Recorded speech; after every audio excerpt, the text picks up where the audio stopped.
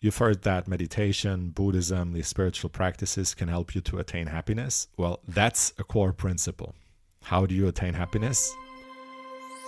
Welcome to the Meditate More podcast, where it's all about helping you to meditate more consistently so you can reap all the incredible magical benefits that meditation can bring to your life today.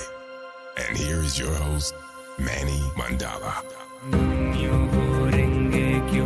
Hey, and welcome to episode 3 of the Meditate More podcast. I'm Manny Mandala, and if you're here for the first time, make sure you subscribe because we have a great show for you here today.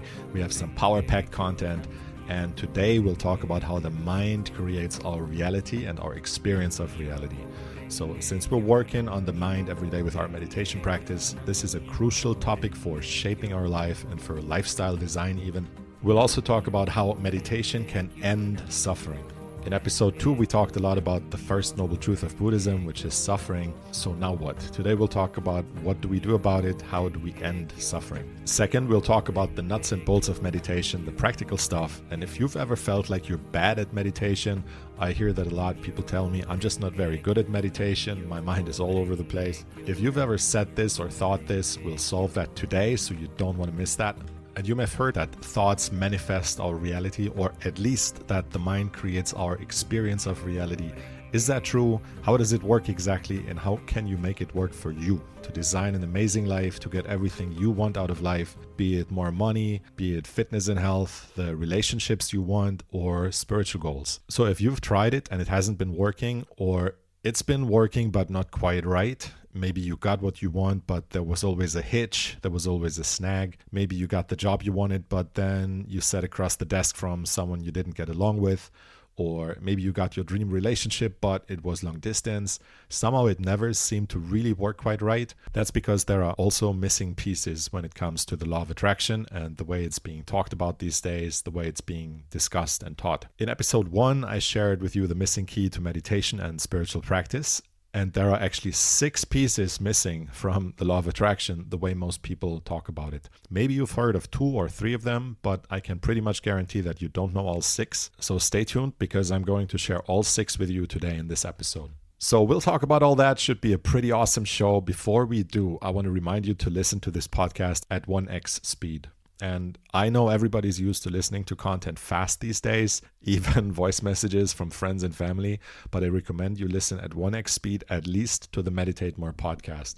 And I say that for several reasons. I talked about all the reasons in episode 2, but in short, fast listening is basically anti-meditation. It makes the mind more frantic and hectic instead of more present. And I used to listen to everything at somewhere between 3x and 3.4x speed. I don't do that anymore, and I would only recommend that for targeted studying. Maybe an hour a day. If there's something you really need to study, fine, blast through it, but it's not a habit to get into doing all the time.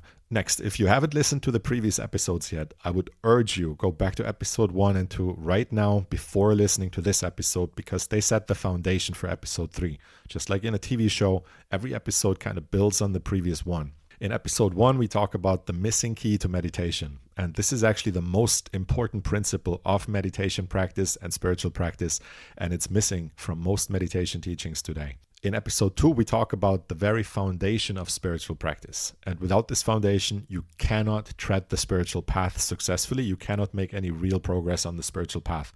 And according to a recent survey in the US, 57% of people are missing this foundation. So make sure you listen to episodes 1 and 2. If you haven't done that yet, hit pause and check that out right now, and then come back, and episode 3 will make all the more sense. On top of all that, I also created the Meditate More challenge for you. This is for you if you've ever said, I know I should meditate more, so why don't I do it? This is for you if you've ever struggled to establish a consistent meditation habit, if you've ever felt frustrated that you can't make a meditation practice really stick every day. I used to have that problem, I don't anymore, and I'll show you how you can solve it. So go to meditatemorechallenge.com to check that out. I'm going to sell that in the future because it's taught via email, and my goal is to only have serious students on the email list. So if I charge a small amount, then students have at least some skin in the game. But for now, since this project is new, I'll give it away for free. And in return, I hope you give me feedback if you apply it and help me to improve it. So make sure you go to meditatemorechallenge.com to get that. All right, with that out of the way, I'm going to share a quick glimpse behind the curtain of the Meditate More podcast, a bit about what's going on behind the scenes.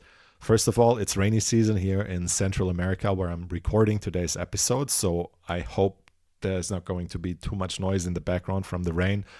If so, we'll power through that. We'll fix it in post, as they say, right? But that's the situation. I also bought a new microphone, not the one you're listening to right now, but hopefully I can use it soon.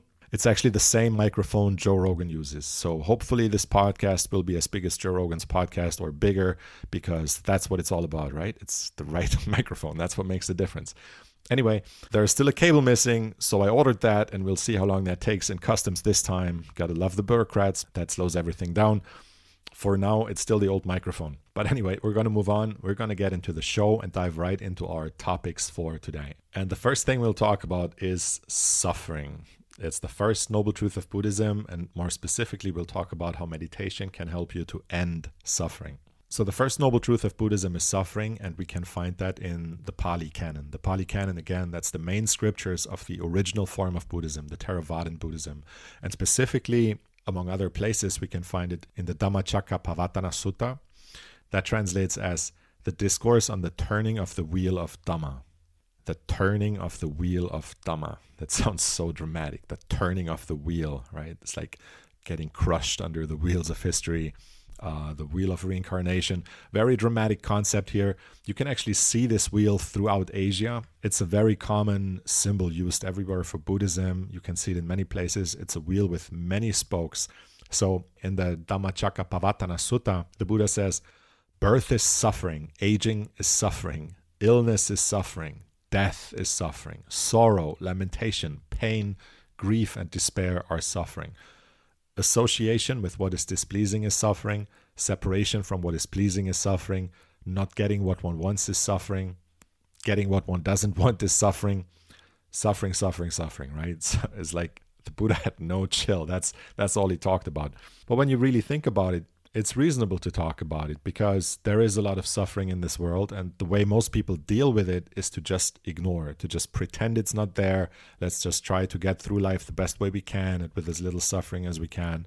And there's nothing wrong with that, but a lot of people live in denial and have their heads in the sand and don't even want to look at it, right? And I talked about this story a little bit in episode 2. That's what started the Buddha's process of awakening. He said, look, there's all this suffering in the world.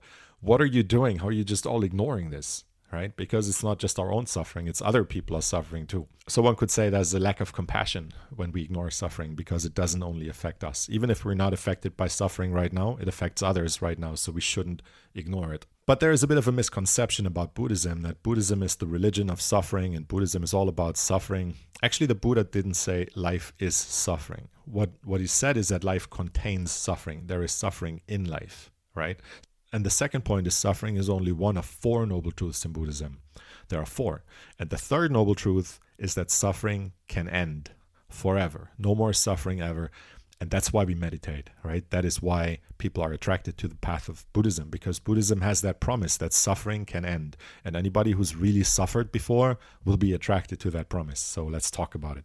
One of my meditation teachers actually talks about 2 of his students who both had very serious illness at the end of their lives. And one of his students was a very dedicated practitioner of meditation. He always meditated with consistency. He was just really dedicated to the path and practiced every day. And it turns out the student was really able to deal with this end-of-life illness pretty well. Not that he was completely free from suffering, right? He wasn't a fully enlightened master. But he was able to deal with the pain much better than most other people because he was able to separate out all the different unpleasant sensations and not get tangled up in them, not get swept away with them, right? Just like when we meditate, we realize that we're unable to stay present. We get swept up in the mind and the mind drags us away. The same thing happens with suffering, right? If you can stay present instead of getting dragged away by the suffering, it takes your consciousness over and does with it what it wills. Then the suffering is a lot more intense than if you can really stay present with it.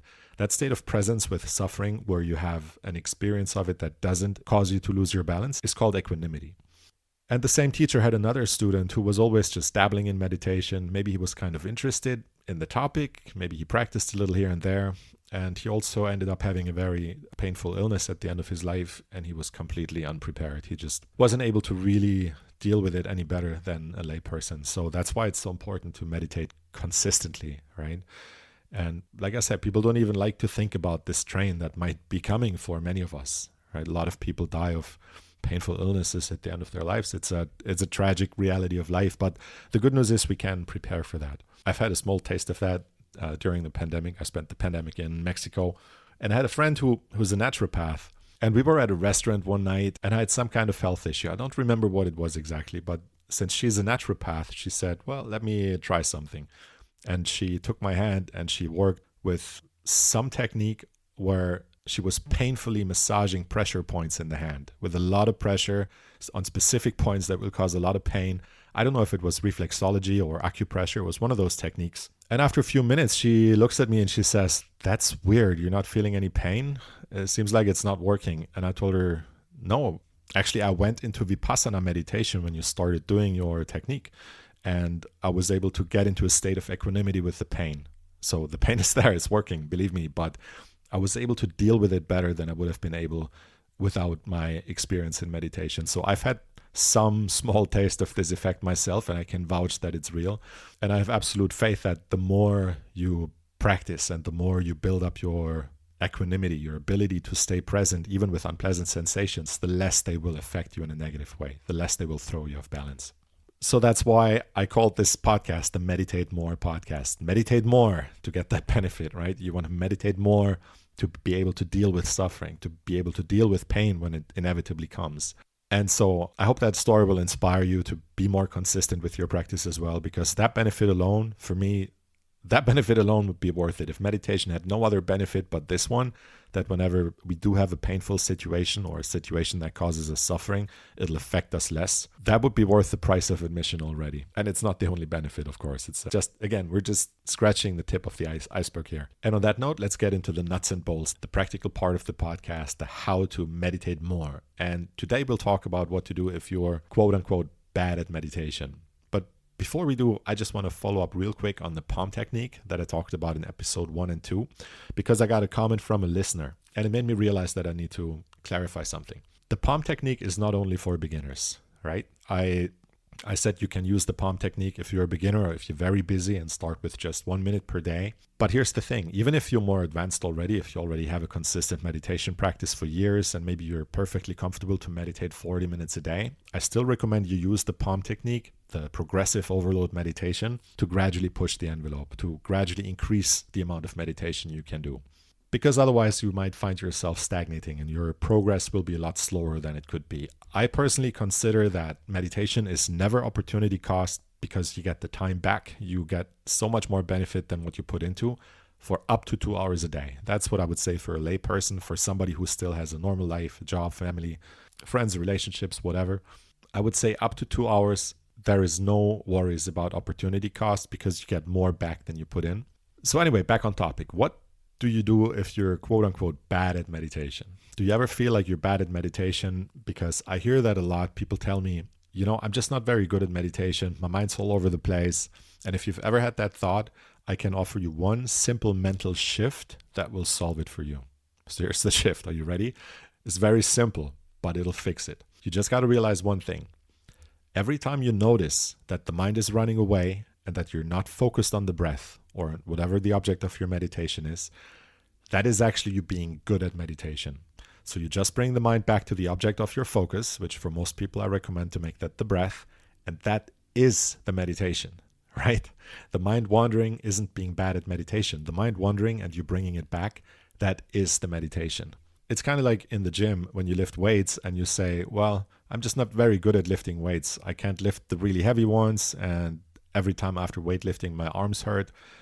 The thing is, the arms hurting, that is what makes the muscle grow, right? The exercise breaks down the muscle, and then when you sleep, the muscle gets rebuilt stronger. So just like being sore the day after workout doesn't mean you're bad at working out. The same way, if your mind is wandering, that doesn't mean you're bad at meditation. The mind running away and you're bringing it back, that is the meditation. So long as you bring it back every time you notice it, you're actually being good at meditation. And with time, it will happen less. A related point. Sometimes people say, well, yesterday I had a really good meditation, but today my meditation was bad. It's the same concept. Maybe today the mind was all over the place and yesterday it was more calm. But as long as you brought your mind back whenever you noticed it, that is a good meditation. The only bad meditation I would say is when you don't even make the effort, right? Maybe you sit down and you just daydreaming and you notice you're daydreaming, but you don't bring the mind back to focus. You don't bring it back to presence. That would be a bad meditation. But as long as every time you notice that the mind has drifted off, you do bring it back to the point of attention, I would call that a successful session. And you know what? If tons of stuff comes up during your meditation, wonderful. You noticed it and you come back to the breath. Just work with whatever comes up that day, whatever surfaces from the mind. Work through that, observing it, letting go, bringing your focus back to the breath and move on. And just keep doing that for as long as you're meditating that day until the timer goes off. And that is a good meditation. That is you being good at meditation. And with time, it'll get better and you will become more focused and more calm. So I hope that's helpful for you. But I want to get to the most important part of the podcast, the Dhamma discourse. Let's talk about the Dhamma. The Dhamma is the core teachings of Buddhism. And I'm not a Buddhist, but the West got meditation mostly from Buddhism, so it's worth having a look at the source, at the origin of this practice we're all participating in, meditation. And today we'll talk about the real law of attraction. You've probably heard about the law of attraction. It got very famous after 2005 because of the movie The Secret. And as it turns out, this is part of the Dhamma as well. The law of attraction is actually part of Buddhist teachings as well.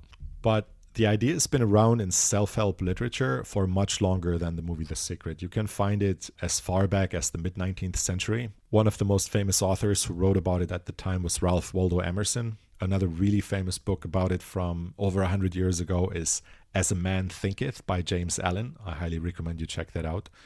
There is, of course, the famous Napoleon Hill Think and Grow Rich. Must read. Everybody has to read that book. If you haven't read Think and Grow Rich, I don't know what to say other than what are you doing? Why are you not reading this book? It's been life-changing for many successful people that I know personally, and many more around the web vouch for how important this book has been to their success in life. Another very famous one is Norman Vincent Peale's The Power of Positive Thinking. But as it turns out, The Secret, the law of attraction, has been around even longer in the mystery schools, such as Hermeticism. And in Hermeticism, it's actually considered the first law. The first law of Hermeticism is the law of mentalism. And the law of mentalism is basically the law of attraction. And you can read all about that in the esoteric book, The Kabbalion, which is another must-read. And Hermeticism is actually around 2,000 years old. It comes from ancient Egypt and ancient Greece. And you know what? If you really dig, it goes even far beyond that. So we're dealing with a very old idea here, right? You've heard that there is nothing new under the sun, but these ideas do get lost. At least they get lost in public consciousness. And in 2005, it surfaced again. It gained a lot of mainstream attention with that movie, The Secret. And The Secret is all about manifestation, visualization, affirmations, the law of attraction. And most people use that as a way of getting rich, of attracting your dream partner, of getting in top shape. So we'll talk about what it is, how does it work, and why doesn't it work when it doesn't work. And the reason is because there's also some missing pieces in the way it's being taught these days. And I'm not talking about visualization, and I'm not talking about feeling. Many people are missing those, but there are 4 other missing pieces, and I will give you all of them today. And I've used the law of attraction extensively in my life, but not how you probably think. And the way I used it, it's really worked for me very powerfully. And before I used it, honestly, I wasn't really going anywhere in my life. I was kind of stagnating, like a lot of people are. And it's been a life changer. It's been a game changer. So I want to share it with you. So as I said on the previous episode, one of my first introductions to meditation and to Buddhism was the famous nun Tenzin Palmo. And she said in one of her speeches that I heard live in Singapore almost 20 years ago now, she said that whenever we seek happiness for ourselves, we reap disappointment. And whenever we seek happiness for others, that's when we also find happiness for ourselves. Right? You've heard that meditation, Buddhism, these spiritual practices can help you to attain happiness. Well, that's a core principle. How do you attain happiness? When you do good, you feel good. And there is actually a scientific and a biological reason why that works, is every time we do something for someone else, our system releases beta endorphins. And beta endorphins are natural peptides produced by the body. It binds to opioid receptors in the brain and acts as a powerful mood enhancer. Homemade, right? Our own pharmacy in our own body. Amazing. But most people are in a selfish mindset. Let's be honest. Most people look in what they can get for themselves. And so they miss out. And that was me too. I heard Tenzin Palmo talk about this. And I remember thinking, yeah, that makes sense, right? That makes sense. But And that's the ego. The ego loves to say, yes, but. Yes, but. So my ego said, yes, but I'm young now, so let me have some fun. Let me pursue the pleasures of the world and do all that spiritual stuff later, right? So I wanted to achieve worldly goals first, material goals first. And I used the law of attraction to do that. So if there are some things you want in the material world, I think I can help you with that. I can give you some tips on how I made the law of attraction work for me. So for example, I used the law of attraction to get gigs as a musician. I was a professional performing artist, and I used these techniques to play at the Sydney Opera House, to get myself on TV a bunch of times, to play the piano on a cruise ship and in luxury hotels in Dubai, in Sao Paulo, in Madrid.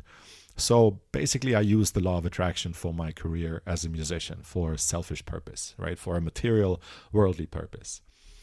And then when that got old, I used the law of attraction again. And this time I used it to build an online language school. So I learned a lot of different languages on my travels, and I invented a method for learning foreign languages and sold that as an online course.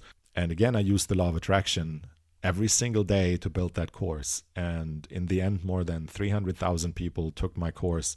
It's called Formula Fluency. It's available in Brazilian at the moment. I'll probably make it available in English at some point soon and let you know about it. But all this just to say, I can say from experience, there is something to this law of attraction. I've used it and it worked. But more importantly, I can also say from experience, Tenzin Palmo is right. Okay, the worldly success was a lot of fun, a lot of parties, bottle service in the clubs, by the beach, a lot of fun nights out, a lot of travel. And I lived like that for years of my life. But guess what? It doesn't bring lasting happiness or fulfillment. Who would have thunk? So I focused the law of attraction on material goals and walked a path of hedonism, of pleasure pursuits, and eventually I hit a wall. And everyone does. This is just not sustainable. That's one of the truths that Buddhism teaches us, anicca. Anicca is impermanence. Everything changes. Nothing in this material world lasts. So that's why, by definition, it's not sustainable to pursue these kinds of goals. And to be honest, that drove me into a bit of an existential crisis. And in 2016, I said, okay, I'm going to refocus on the spiritual. I'm going to really pursue the spiritual path again, right? I had neglected that for a few years. I'm going to go back to meditation and to spiritual study. And now I'm using the law of attraction for spiritual goals. And I will talk more about that in future episodes. So hopefully you'll use the law of attraction more wisely than I did at first. And don't just focus it on material and worldly goals. But whatever you do with it is up to you. And I'm going to now give you the 6 missing pieces to the law of attraction that are not being talked about. So I'm now going to give you the 7 keys to the law of attraction. And one of them is very commonly known, and 6 are missing from most teachings about the law of attraction. The piece that everybody knows, the first key of the law of attraction, is the idea that our thoughts create our reality, right? That's the idea that manifestation is based on thought. Everything is based on mind. A simple example would be the chair I'm sitting on. Well, you couldn't have a chair without a mind. Somebody had to think of the chair first. Somebody had to think in his head what it would look like. Basically, we couldn't have a chair without mind. So the origin point of the chair I'm sitting on is mind. And so the concept that our thoughts create our reality is basically that the origin point of everything is mind. Now here's the thing, and this is important.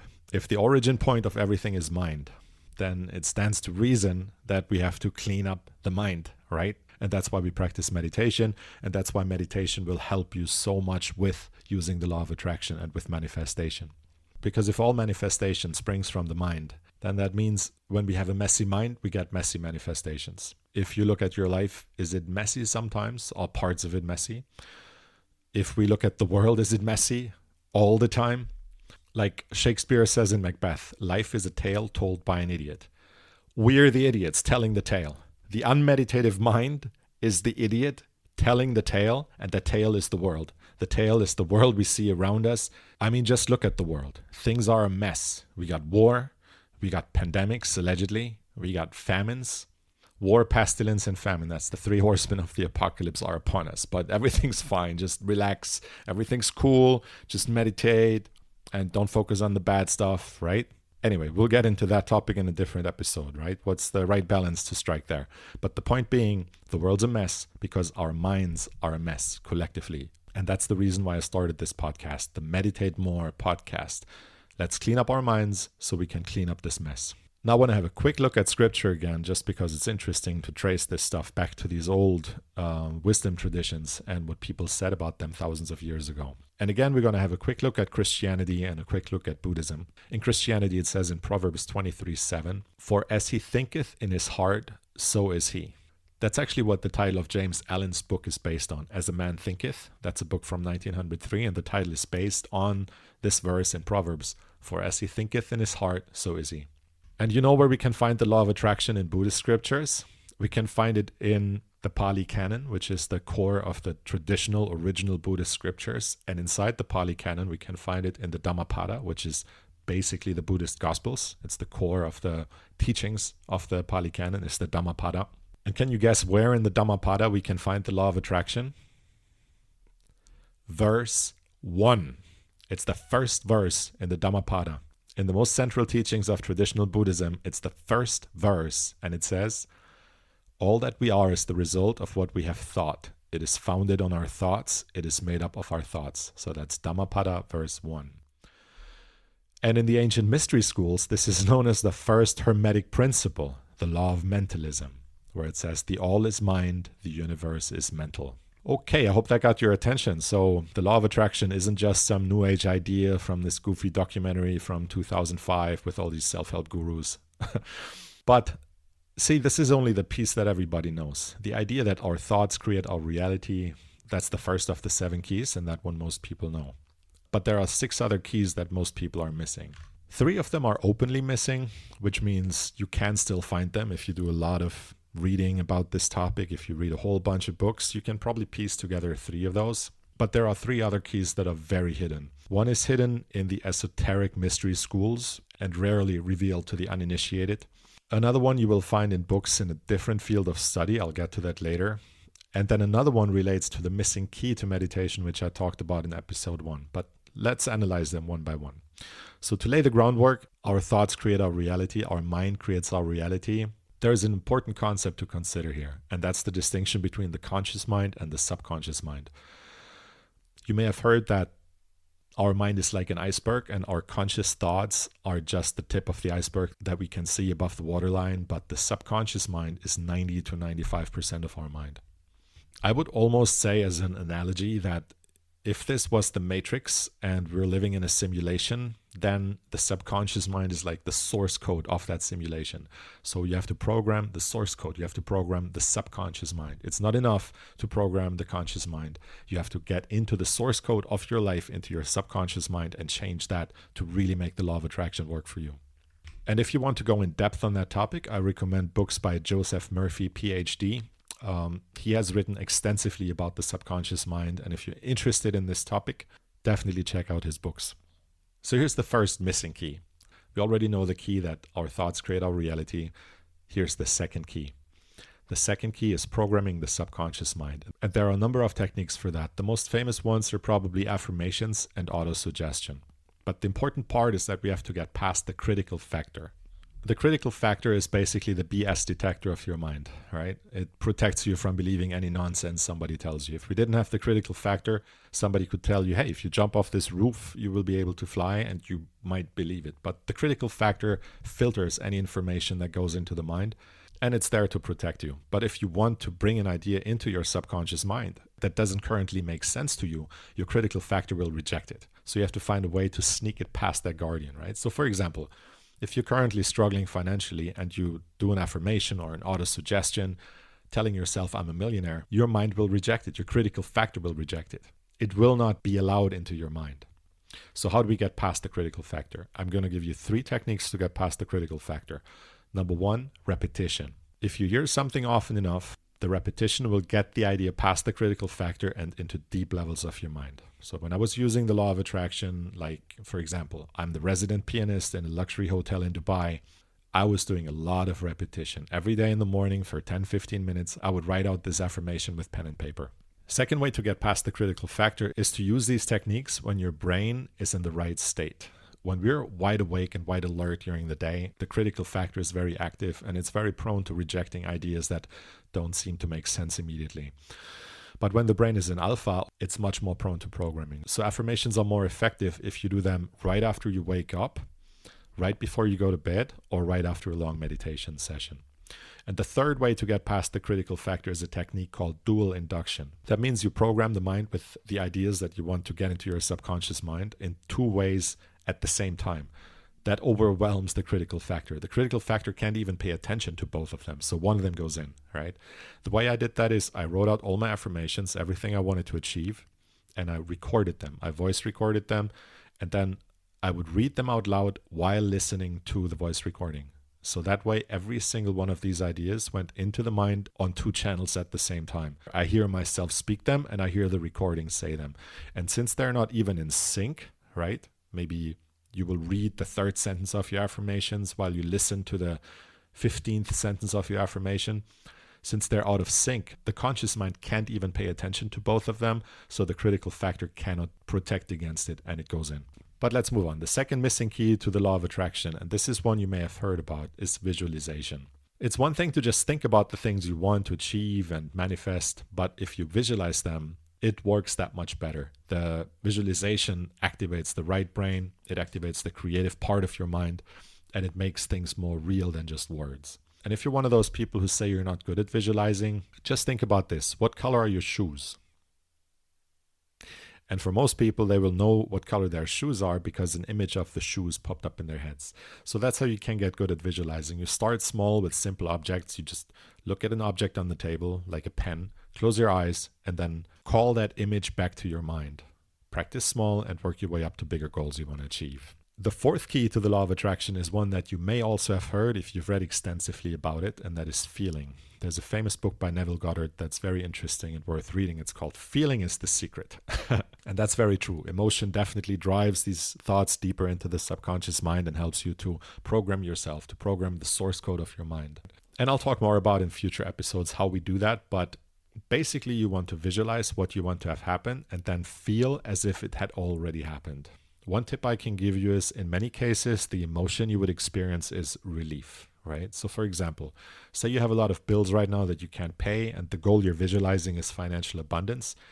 Then in that visualized scene, you would probably feel a sense of relief. The stress is gone, the bills are paid. Another emotion that's very powerful to use for this fourth key of the law of attraction, which is feeling, is gratitude. Gratitude is a powerful emotion for manifestation, for using the law of attraction. You may have heard of that one as well. So before I go into the 3 hidden keys of the law of attraction, I want to give you a quick summary. The first key is that our thoughts create our reality, the concept of mentalism, right? The second key is that the subconscious mind needs to program this well. For that, we need to get past the critical factor, and I've discussed some techniques for that. The third key is visualization. Start small, practice small, and work your way up. And the fourth key is feeling. And the best feelings to work with are relief and gratitude. And now I'm going to go deep into the actual hidden parts of the law of attraction that most people don't even know exist. And the next one, the fifth key to the real law of attraction, is the esoteric trinity of thought, emotion, and action. These are the 3 aspects of human consciousness. If you've done a lot of study of self-help literature, you may have come across the concept of the triune brain. I'll go into more detail into that in future episodes as well, but basically the human brain has 3 parts, and one part is the reptile brain, one part is the mammalian brain, and one part is the neocortex, the human thinking mind. And the reptile brain is the part of the brain that we share with reptiles. It's the fight or flight response, it's about food, it's about procreation, it's very primitive instincts. The mammalian brain is the part that lets us feel our emotions, and the neocortex is the part that thinks logically and rationally. So you can see how these map over. It's basically mind, body, and heart. It's thought, emotion, and action. Now here's the thing, and most people don't talk about this. You have to engage all 3 aspects of the esoteric trinity, all 3 aspects of human consciousness to manifest a goal in this world. In order to manifest anything in this world, you need to engage your thoughts. We've talked about this. You need to engage your emotions. We've touched upon that in the 4th key. And here's the 5th key. You need to engage your action. You need to take action. Have you noticed that the law of attraction is being sold as something that you can just sit and visualize and it'll happen? It's complete bunk. And I prove it to you with an example from the movie The Secret itself. In the movie The Secret, they give an example where it says, practice small. Manifest something small first, just so you can prove to yourself that you have the ability to manifest. Manifest just a cup of coffee, right? We're not doing a Ferrari yet. We're not doing a Lamborghini yet. Start small, manifest a cup of coffee. Now tell me, how in the world are you going to manifest a cup of coffee without taking any kind of action? Let's say you sit alone in your room, you think about the coffee, you visualize the coffee, you feel the emotion of I want the coffee, you imagine you already have the coffee, you imagine the satisfaction of drinking the coffee, you get into the feeling of it, you visualize, you feel, you think. What's missing? Action is missing. Without taking action, you can't even manifest a cup of coffee. At the very least, you're going to have to get up off your chair and go to the kitchen and make the coffee. You're going to have to go to a coffee shop and buy the coffee, right? Some kind of action is required for manifestation. Maybe at some point in the future, we'll have replicators and it won't be necessary. But for now, action is required to manifest things in the physical world. Let's move on. The sixth key to manifesting, the sixth key to the law of attraction is strategy. So for example, if you want to manifest wealth with the law of attraction, you're going to need the right strategy as well. You're going to need to learn about entrepreneurship or advertising, about hiring, about franchising. And this is simple to prove. You may have heard that 95% of businesses fail within the first, 5 years or 10 years? There's an inverse statistic. Something like 95% of McDonald's franchises succeed. Why is that? Because they have a proven strategy. Right? So if you want to manifest wealth, you need a strategy. If you want to lose weight, you need a strategy. You can't just keep eating cakes and never working out and sit in front of the TV, eating Cheetos and just visualize yourself getting leaner. It's not going to happen, right? This should all be common sense, but this is how confused the spiritual community is these days.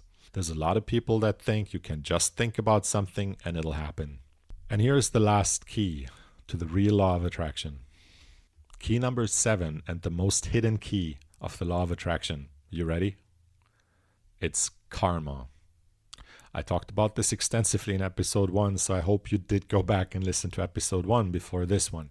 But don't underestimate this one. How does karma play into the law of attraction? How does karma play into manifestation, into manifesting our goals and into designing our lifestyle and into our reality?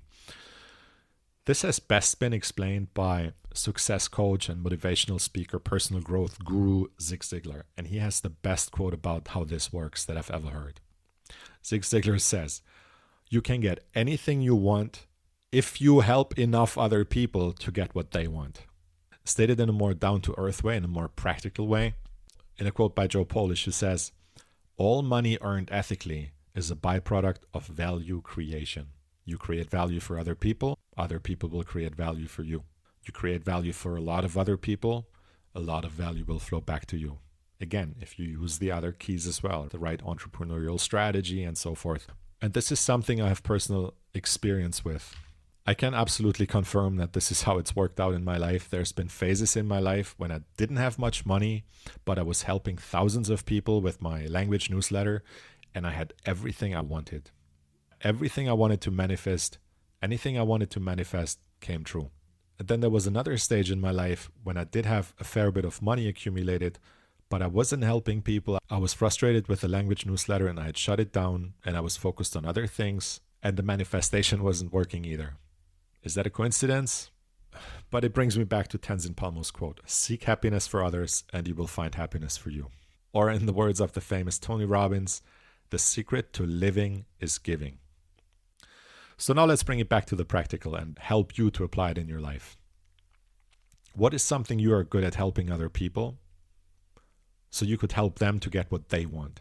Do that as much as you can for as many people as you possibly can. Use the internet to scale it to reach as many people as possible to help them, and you will get the thing you want as well. And yes, the law of attraction is not a new self-help fad or a new age spiritual fad.